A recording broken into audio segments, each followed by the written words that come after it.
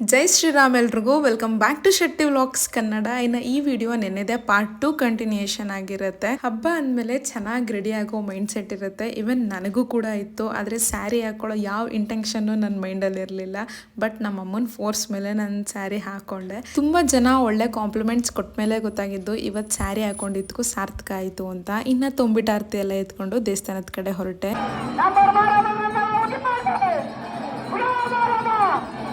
ನನಗೆ ಶಾಸ್ತ್ರ ಸಂಪ್ರದಾಯ ಅಂದರೆ ತುಂಬಾ ಇಷ್ಟ. ಮನಸಾರೆ ಪ್ರೀತಿಯಿಂದ ಮಾಡ್ತೀನಿ. ಇನ್ನು ನಮ್ಮೂರು ಗ್ರಾಮ ದೇವತೆದು ವಿಡಿಯೋ ಕ್ಲಿಪ್ಪಿಂಗ್ ಹಾಕ್ತೀನಿ, ನೋಡ್ಕೊ ಬನ್ನಿ.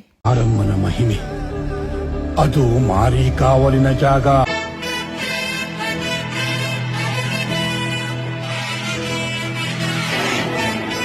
ಇನ್ನು ದೇವಸ್ಥಾನದಲ್ಲಿ ಪೂಜೆ ಎಲ್ಲ ಮುಗಿಸ್ಕೊಂಡು ಮನೆಗೆ ಬಂದು ಸ್ವಲ್ಪ ವೀಡಿಯೋಸ್ ಮಾಡ್ಕೋಬೇಕಿತ್ತು ಅಂತ ವೀಡಿಯೋಸ್ ಎಲ್ಲ ಮಾಡ್ಕೊಂಡ್ವಿ. ಅಷ್ಟರಲ್ಲಿ ಅಡುಗೆ ಕೂಡ ರೆಡಿಯಾಗಿತ್ತು. ನಾನ್ ವೆಜ್ಜಲ್ಲಿ ನನ್ನ ಫೇವ್ರೆಟ್ ಊಟ ಅಂದರೆ ಒಚ್ಚಾವ್ಗೆ ಮತ್ತು ಕೋಳಿ ಸಾರು. ತುಂಬಾ ಚೆನ್ನಾಗಿರುತ್ತೆ, ನೀವು ನಿಮ್ಮ ಮನೇಲಿ ಟ್ರೈ ಮಾಡಿ.